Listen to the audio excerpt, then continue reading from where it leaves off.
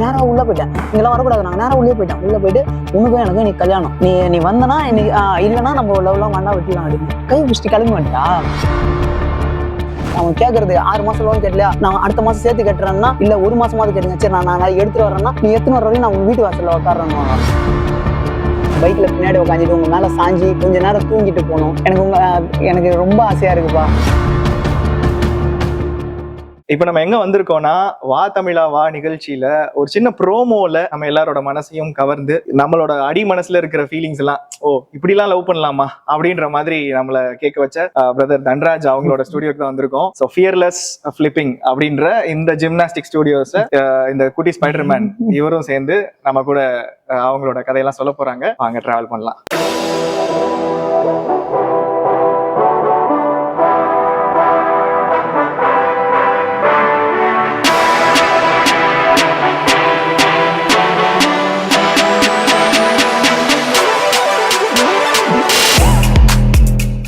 வணக்கம் பிரதர்.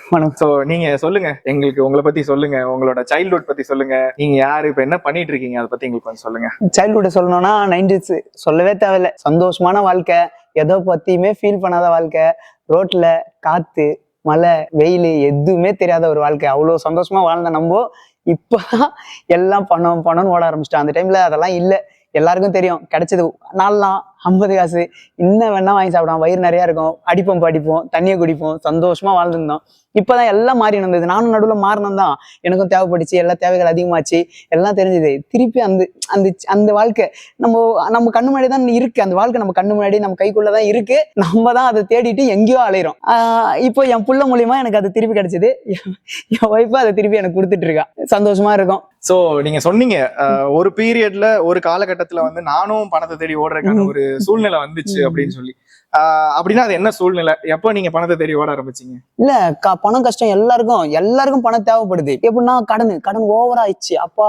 எங்க அப்பா அவ்வளவு நல்லா பாத்துப்பாங்க, என்னை திட்ட மாட்டாங்க, எது கேட்டாலும் கிடைக்கும், ஜாலியா இருந்த ஒரு வாழ்க்கைலாம் இருந்தது. அதுக்கப்புறம் அப்பா கடன் ஆயிட்டு கல்யாணம் அந்த டைம்ல எல்லாம் ஒண்ணுமே இல்லாம ஒரே ஒரு குட்டியான அப்பா ஒரு 1.5 லட்சம் குட்டியான டியூ கூட கட்டாம இதுதான் இருக்கு, டியூ கட்டிட்டு நீ பாத்துக்கோ அப்படின்னு கொடுத்தப்பெல்லாம் நம்ம தான் மேல வந்தாகணும், வேற வழி கிடையாது அப்படின்னு மேல வரும்போது திட்டுறது, கடன் திட்டு வாங்குறது, அவன் அசிங்கப்படுத்துறது, வீட்டாண்ட வந்து லோன் கட்டலன்ட்டு அவன் கேட்கறது 6 மாசம் லோன் கட்டலையா, நான் அடுத்த மாசம் சேர்த்து கட்டுறேன்னா இல்ல 1 மாசமாவது கேட்டுங்க, சரி நான் எடுத்துட்டு வரேன்னா நீ எத்தனை வர வரையும் நான் உங்க வீட்டு வாசல்ல உட்காரன்னுவாங்க. அதெல்லாம் பார்த்துட்டு நம்மளுக்கு அப்ப என்ன தோணும், அதெல்லாம் பார்க்கும் போது தான் நம்மளுக்கு ஒரு வெறி வரும். இந்த பணம் தான் நம்மள தீர்மானிக்குது, நம்ம இந்த பணம் இருந்ததுன்னா இவன் மூஞ்சில தூக்கி வச்சுட்டா இவன் வேற மாதிரி பேசுவான்.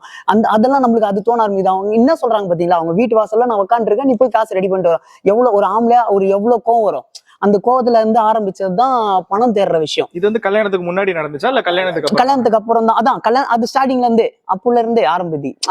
அதெல்லாம் ஒண்ணுமே இல்லைன்னு தெரிஞ்சு வந்தவன். நான் ஏன் சாமின்னு சொல்றேன், என் சாமின்றது அதுதான். என்கிட்ட ஒண்ணுமே இல்லை, நான் வந்து திருப்பி இது பண்ணணும், ஸ்ட்ரகிள் பண்ணி தான் மேல வருவோம்னு எல்லாமே தெரிஞ்சு வந்தவ. தமிழா வந்து உட்கார்றதுக்கே யோசிச்சு பாருங்களேன். நம்மளுக்கு ஒரு டைம் இருக்கணும். அந்த டைம் எப்படி எனக்கு கிடைக்குதுன்னா, இவதான் நீ என்ன பண்ணு, உனக்கு பிடிச்சத பண்ணு, எனக்கு இது தேவையில்லை, எனக்கு இவ்வளவு தேவையில்லை, நீ சந்தோஷமா இருந்தா போதும், நீ ஏன் ஓடுற அப்படிதான் அவங்களாலதான் எல்லாமே. ஒரு இப்போ இந்த ஓட்டம் இருக்கு இல்லையா, பணத்தை தேடி ஓடுற ஒரு ஓட்டம் இருக்குது, அது எல்லாராலையும் தவிர்க்க முடியல. ஆனா ஒரு பாயிண்ட்ல நம்ம வந்து பணத்தை தேடி ஓடிட்டு இருக்கிறத நிறுத்திட்டு கொஞ்சம் நம்ம ஷிஃப்ட் பண்ணணும். என்ன ஒரு 5வது கியர்ல போய்கிட்டு இருக்கோம், டக்குன்னு அந்த காரோட ஸ்பீடை நிறுத்தி நான் 3வது கியருக்கு மாத்தணும் அப்படின்ற அந்த ஒரு ஸ்விட்ச் இருக்குல்ல, அந்த சேஞ்ச் ஓவர் வந்து எப்படி நடந்துச்சு? அதுதான் எப்படி தெரியுமா, நீங்க சொல்றீங்க பாத்தீங்களா, 5வது கியர்ல ஒருத்தன் ஸ்பீடா போயிட்டு இருக்கும் போது 3வது கியருக்கு வரானா அவன் ஸ்லோ பண்றான்னு கணக்கு. சுத்திரவங்களுக்கு என்ன தெரியும், நீ தோத்துட்ட, நீ விழுந்துட்ட, அதுதான் கணக்கு. ஆனா அது எப்ப நடந்ததுன்னா அந்த கொரோனா பீரியட்ல நடந்தது. ஓடினே பயங்கரமா ஓடினு இருந்தேன், சரியான ஸ்பீடு, பணம் அந்த கடன் எல்லாம் அடிக்க ஆரம்பிச்சேன். எல்லாத்தையும் பணம் வருது. நம்மளுக்கு பணம் வந்தானே அது ஒரு போதை மாதிரி தான். அதுவும் அதே தான் அடிக்ட். இப்ப சந்தோஷமா இருக்குது எப்படி அடிக்டோ, பணம் வந்து அடிக்ட் தான். உள்ள ஓடுது, நம்ம வாழ்க்கை ஓடினே இருக்கு. சந்தோஷமா நைட்டு ஃபுல்லா ஒரு 3-4 மணி வரைக்கும் எல்லாம் ஓடி டைம்லாம் இருக்கு. நம்ம அப்போ கொரோனான்னு ஒன்று வருது, எவ்வளவு பேர் லைஃபை வேற மாதிரி தப்பெல்லாம் திருப்பி போடுச்சு. என் லைஃபை மாத்தி விட்டுச்சு. வருது, அவ்வளவு வேலையும் ஸ்டாப் ஆகி ஒரு 2 மாசம் வீட்டுல இருக்கேன்னா போர் அடிக்குது. என்னோட லைஃப் ஆம்பிஷனே ஜிம் வைக்கணும், அதெல்லாம் நான் கடனால எதுவுமே பண்ண முடியாச்சு. வீட்டுல டைம் இருக்குன்னு ஜிம் பண்றது புஷப் அடிக்கிறேன்.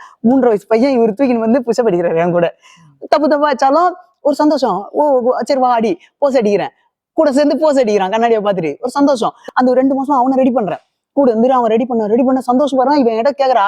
இப்பயே உனக்கு இவ்வளவு சந்தோஷமா இருக்குன்னா அவன் குழந்தையில இருந்து நீ அவன் கூடயே இருந்திருந்தானா, நீ வேலைன்னு சுத்தாம நீ கூடயே இருந்திருந்தா நீ இன்னும் எப்படி இருந்திருப்ப, உன் ஃபீல் எல்லாம் எப்படி இருந்திருக்கும் அப்படின்னு நம்ம தான் நம்ம லைஃப்ல எவ்வளவு மிஸ் பண்ணோம், எவ்வளவு இதை பண்ணோம். நீங்க ஒண்ணு இல்ல யோசிச்சு பாருங்களேன். இப்ப நினைச்சா கூட எல்லாருமே சொல்றாங்க நான் 10 வருஷம் சத்தியமா 10 வருஷம் மேல வந்தலாம். நம்ம ஒன்னா சம்பாதிக்க முடியாது, எதுவுமே கிடையாது. 10 வருஷம் இப்ப இவனுக்கு 7 வயசு ஆகுதுன்னு எல்லாம் 10 வருஷத்துல மேல இருப்பேன். ஆனா இவன் 17 வயசுல நான் தோல்ல தூக்கி வைக்கிறேன், இவன் கூட கட்டி போயிடுச்சுன்னு தூங்குறேன். 17 வயசுல இதெல்லாம் திரும்பி கிடைக்குமா? இவன் என்கிட்ட பேசிட்டு இருப்பானா, அவனோட சுத்தி இருக்கிற வாழ்க்கையில இருப்பானா? இது எல்லாத்தையும் நான் அனுபவிக்கணும்னா 10 வருஷம் வேற. ஆனா நான் நினைச்சேன், நீங்க சொன்னீங்கல்ல ஷிஃப்ட் கியர் கம்மி பண்ணும் போது நம்ம தப்பு பண்றோமான்னு ஒரு ஃபீல் வரும். பைபாஸ்ல போயிட்டு இருக்கோம் நல்லா ஃப்ரீயா 5வது கியர்ல போயிட்டு இருக்கும்போது நீ 3வது கியர்ல போகும்போது நம்ம தப்பு பண்றோமோ, பின்னாடி வந்து அச்சிரமோ, நம்ம தப்பான ஒரு வழியில கம்மியா போறோமோ அப்படின்ற ஃபீல்லாம் எனக்கு இருந்தது. என் பையன் இதுல மட்டும் டிராவல் பண்ணும்போது லவ் பண்ணி சந்தோஷமா இருக்கும்போது வருமானம் எல்லாம் கம்மியாகும் போது எனக்கு அந்த ஃபீல் இருந்தது.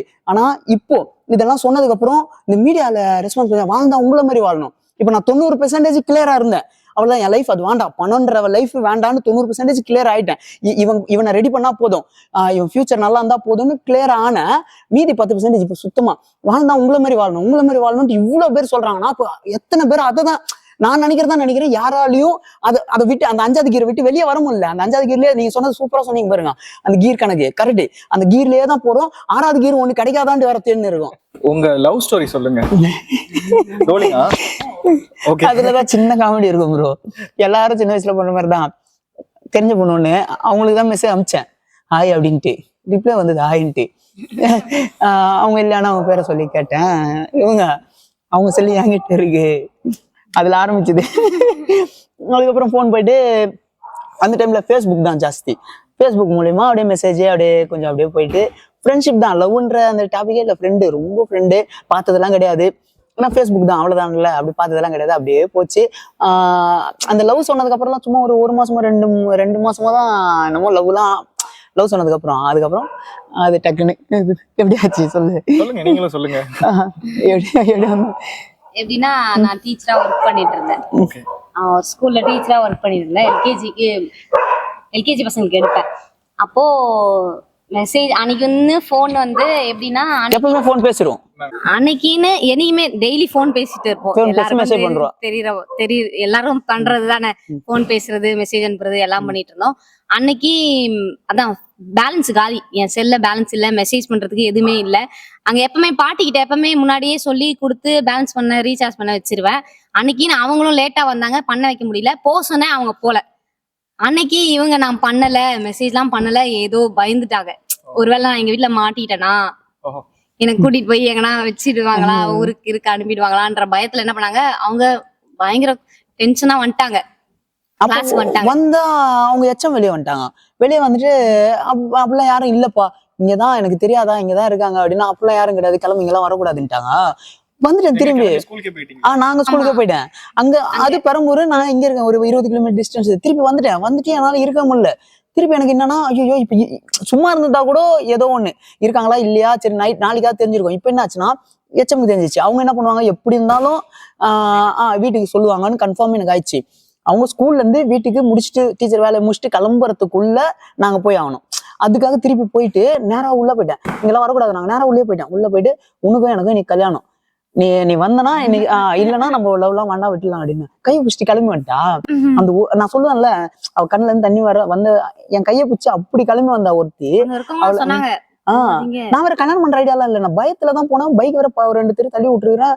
எனக்கு வேற பக்கு வெளியே கூப்பிட்டு வரும் போதெல்லாம் அங்க போய் ஒரு டைலாக், அங்க விட்டான்ல இவ அந்த மாதிரி ஒரு அப்படியே வேற வழி இல்லை. ஏன்னா அவ்வளவுதான், என் சாமியை விட்டா கிடைக்காத. இப்ப இந்த சாமி வந்தாலும் ஆயிடுச்சு 10 வருஷம் கரெக்டா. இந்த வருஷம் மார்ச் வந்ததுல, அதான் 10 இயர் கம்ப்ளீட். 2015ல மார்ச் 5. அதோட இந்த சாமி வந்ததுனால எங்களுக்கு கோயிலா மாறிடுச்சு. இந்த சாமியை விட்டுருந்தா வேற எங்க கோயிலா இருக்கும். நீங்க அப்போ வந்து டீச்சரா இருந்தீங்க. அப்ப டீச்சரா இருக்கும்போது அவர் கூப்பிட்டோன்னா நீங்க வந்து வரேன்னு சொல்லி டிசைட் பண்ணிட்டீங்களா? அப்போ ஒரு பாயிண்ட் வந்திருக்கும்ல, இவர் கூப்பிடுறாரு, நம்ம போலாமா போவேணாமா அப்படின்ற அந்த யோசனைக்கே நீங்க போகலையா? இல்ல, அதான் அவங்க மேல நம்பிக்கை இருந்தது, நிறைய இருந்தது. அதனால அவங்க கூப்பிட்டாடியா போயிட்டு. சரி, கூப்பிட்டோன்னா போயிட்டீங்க. போன உடனே கல்யாணம் பண்ணலான்ற முடிவுக்கு அவர் கூப்பிட்டாரு, கல்யாணம் பண்ண போயிட்டீங்க. அடுத்து எப்படி கல்யாணம் பண்ண போறோம்? எந்த பிளானிங்குமே எந்த இல்லையா? பிளானிங்குமே இல்ல, எந்த இதுமே இல்ல. பைக் எடுத்து ஸ்ட்ரைட்டா கோயில் தான். அதுவும் இல்ல அதுவும் என் தெரு ஃபுல்லா தேடி தான் போறேன். எங்க கோயில் இருக்கு பாதி கோயில் மூடு இருக்கு. Friends எல்லாம் கூப்பிட்டு ஐயோ எதுவும் இல்ல. எனக்கு என்னன்னா தம்பி எனக்கு என்ன இந்த படத்துல வர்றது மாதிரியே எனக்கு என்ன ஃபீல்னா, அவள்தான் புடிச்சாங்கன்னா அடுத்து அங்க கம்ப்ளைண்ட் கொடுப்பாங்க, இங்க யாரு சேசிங்க கீசிங்க பைக். நான் என்ன பைக் எல்லாம் வர சொல்ற பின்னாடி எவனா சேஸ் பண்ண வராங்க, திரும்பி கூட பார்க்காம ஓட்டுன்னு வரேன். ஆனா அந்த அவ்வளவு ஸ்பீட்ல ஓட்டுன்னு வரேன் நானு. நேரா கோயில் தேடுறேன், எல்லா பாதி கோயில் மூடி இருக்கு. நேரா ஒரு கோயில் மட்டும் தந்துருந்தது. சொன்னேன் பாயில காசு இல்ல, அதான் வேலை வெட்டி செஞ்சா தானே காசு இருக்கும். என்னாச்சு, கையில சுத்தமா இல்ல, மஞ்சள் மட்டும் பின்னாடி கோயில் பின்னாடி போயிட்டேன். பின்னாடி போயிட்டு சாமி முன்னாடி நின்று சும்மா சுத்தம் கோயில சுத்தமா பின்னாடி போயிட்டு தலையை மட்டும் கட்டு முன்னாடி வந்து குங்குமத்தை எடுத்து நெத்தில வச்சுக்க வேலை. வீட்டுக்கு வந்தீங்க. உங்க வீட்டுல எங்க வீட்டுல பிரச்சனை இல்லை. எங்க வீட்டுல ஏற்கனவே அதான் சொல்றேன், எங்க அப்பா இதோ என் பிள்ளைய நான் இப்படி வளர்க்குறேன்னா, அப்போ எங்க அப்பா என்ன எப்படி வளர்த்துருப்பாங்க. நம்ம வந்து ஒரு இடத்துல இருந்து அதுதான் கத்துக்கிறது தானே. சொல்றத பாக்கும்போது அதான் உங்க அப்பா கிட்ட இருந்து வந்தது அப்படின்ற மாதிரி எனக்கு தோணுது. உங்க அப்பா பத்தி எனக்கு ஐயோ சான்ஸே கிடையாது. எங்க அப்பா எல்லாம் இப்போ பொண்ணு மாதிரி தான் பாத்துக்கிறாங்க. நான் ஒண்ணு சொல்லட்டுமா, ஒவ்வொரு ஆம்பளை பசங்களுக்கும் அப்பானா உயிர், கரெக்டா? எல்லாருக்குமே உயிர். ஆனா ஒரு டைமுக்கு அப்புறம்ல எல்லாமே மாறுதுன்னா நம்ம அவங்கள விட்டு விலகிட்டோம்லாம் கிடையாது. நம்மள அவ்வளவு எனக்குலாம் அவ்வளவு இருக்குது. எங்க அப்பா வந்து தோல் மேல கை போட்டு இப்ப என் பையன் எப்படி வந்து சாஞ்சிக்கிறான் அப்படின்னா இருந்தா எனக்கு நல்லா ஞாபகம் இருக்கு. நல்லா ஒரு வயசுக்கு அப்புறம் கூட எங்க அப்பாவை கட்டி பிடிச்சி தூங்குனது எல்லாமே ஞாபகம் இருக்கு. ஆனா ஒரு வயசு தானோன்னா நம்ம அப்பாங்க இருக்காங்க பாத்தீங்களா, தள்ளி போக ஆரம்பிப்போம். அது எதனால தள்ளி போறோன்றதே இப்ப என் பையன் கூட ஏன் தெரியுமா இவ்வளவு பண்றதெல்லாம் நான் கத்துக்கின்னு இருக்கேன். எதுக்காகனா நான் பாத்துட்டேன் எங்க அப்பாவை எனக்கு எவ்வளவு பிடிக்கும். ஆனா ஏன் எங்க அப்பா விட்டு இவ்வளவு தூரமா இருக்கேன்?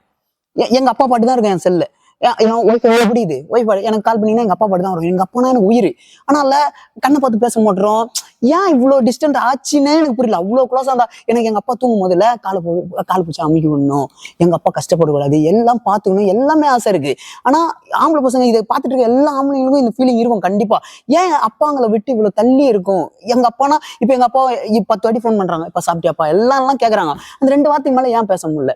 வெளியே இருக்கவங்களை மணிக்கரங்கா பேசுறோம், எல்லாம் பேசுறோம், அப்ப ஏன் பேச முடியலன்ற ஒரு அந்த என்னன்னு அதை புரியல. என் பையன்கிட்ட அது நடந்துடக்கூடாது. எனக்கு அது நடந்துடக்கூடாதுன்ட்டு என் பையன் கூட இன்னைக்கு வரைக்கும் என்னால கை வலிச்சாலும் சரி, கால் வலிச்சாலும் சரி, அவங்க கூட ஜிம் பண்றது, ஜிம்னாஸ்டிக் பண்றது, சிலம்பம் பண்றதுல இருந்து சர்ஃபிங் பண்ணா கூட சர்ஃபிங் பண்றது, இப்ப பைக் ரேஸ்ன்றான், பைக் பண்ண பரவாயில்ல, உன்னாலும் பரவாயில்ல. அவன் வந்து அந்த என் கூட அந்த தள்ளி போயிடவே கூடாது. அவனை நான் பாத்துக்கினே இருக்கணும். அந்த அப்பா பையன்பா, நீ எங்க அப்பானா எனக்கு உயிர். எங்க அப்பா எங்க அப்பா சொல்ல சான்ஸே கிடையாது. உலகத்துல அந்த அப்பா கிடைக்கவே மாட்டாங்க. சோ உங்க அப்பாவுக்கு நீங்க அப்படி சொல்லாம விட்ட ஏதாவது சில வார்த்தைகள் இருக்கும்ல? ஏன்னா சில கண்ணை பார்த்து பேச முடியல அப்படின்ற தயக்கத்துல எல்லாம் நீங்க சொல்றீங்க. அப்போ இதை நம்ம முன்னாடியே சொல்லிருக்கலாமே அப்படின்னு தோணுன்னா சில விஷயத்த இப்ப நீங்க எங்க கேமரா பார்த்து சொல்லுங்க, உங்க அப்பா கிட்ட போய் சேர்ந்துருவாங்க. இப்போ என் பையனை நான் இவ்வளோ பாத்துக்கிறேன்னா அதுக்கு காரணம் நீங்க தான்ப்பா. நீங்க என்னை எப்படி பாத்துக்கினீங்கன்னு எல்லாமே எனக்கு தெரியும்ப்பா. நான் என்னைக்குமே மறக்க மாட்டேன். நீங்க தான்ப்பா என் உயிர். எனக்கு நான் நேர்ல எனக்கு இன்னும் உங்க கூட தான்ப்பா, உங்களை அந்த பழைய மாதிரி கட்டி பிடிச்சிட்டு உங்க தோல்ல கை போட்டுக்கிட்டு சந்தோஷமா ரோட்ல நடக்கணும், அந்த பைக்ல பின்னாடி உக்காந்துட்டு உங்க மேல சாஞ்சி கொஞ்ச நேரம் தூங்கிட்டு போகணும். எனக்கு ரொம்ப ஆசையா இருக்குப்பா. நான் ஏதாவது எனக்கே தெரியாம ஏதாவது தப்பு பண்ணிருப்பேன் கண்டிப்பா. ஒரு அப்பாவா நானும் எல்லா பிள்ளையும் கேட்கற மாதிரி நான் ஒரு வார்த்தை கேட்டிருக்கேன்ப்பா. எனக்காக என்ன பண்ணீங்கன்னா கேட்டிருக்கிறேன். தயவு செஞ்சு நான் இந்த இடத்துல கேட்டுக்கிறேன்ப்பா, என்னை மன்னிச்சுக்கோங்கப்பா. ஆனா ஒரு பசங்களுக்கும் நான் சொல்றேன், அப்பாங்கிட்ட தள்ளி மட்டும் போக ஆரம்பிக்காதீங்க தயவு செஞ்சு. அப்பாங்க பிள்ளைங்களை பார்த்து லவ் யூ சொல்லிட்டே இருங்க. அது நிக்க கூடாது. முத்தம் கொடுங்க, முத்தம் என்னைக்கு நிக்க கூடாது, என்னைக்கு நிக்காதீங்க தயவு செஞ்சு. என்னைக்காவது அது நின்னுச்சுன்னா அது சாதாரணமா அது தள்ளி போக ஆரம்பிக்கும். கொஞ்சம் கொஞ்சமா நம்மளுக்கே தெரியாம ஜாஸ்தி ஆகும். பாசம் எல்லாமே இருக்கும், எதுவுமே கிடையாது. நம்ம அப்பா நம்ம புள்ள எதுவுமே அதெல்லாம் மாறாது. நம்ம அந்த பாண்டிங், நம்ம ஒன்னா இருந்தது, அந்த ஃபீல் எங்கேயோ போயிடும். யார்கிட்டயோ நம்ம காட்டுவோம். ரோட்ல போறவங்க கிட்டலாம் ஃப்ரெண்டோட அப்பாவெல்லாம் அப்பான்னு அன்பா அந்த இதுல இருக்கும். நம்ம அப்பா கிட்ட கண்ணை பார்த்து பேச முடியாத ஒரு நிலைமை வந்துரும்.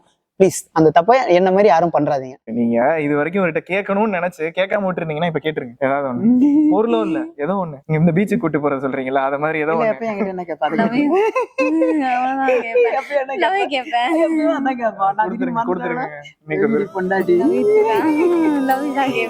ஆண்டிப்பட்டி கணவாத்தா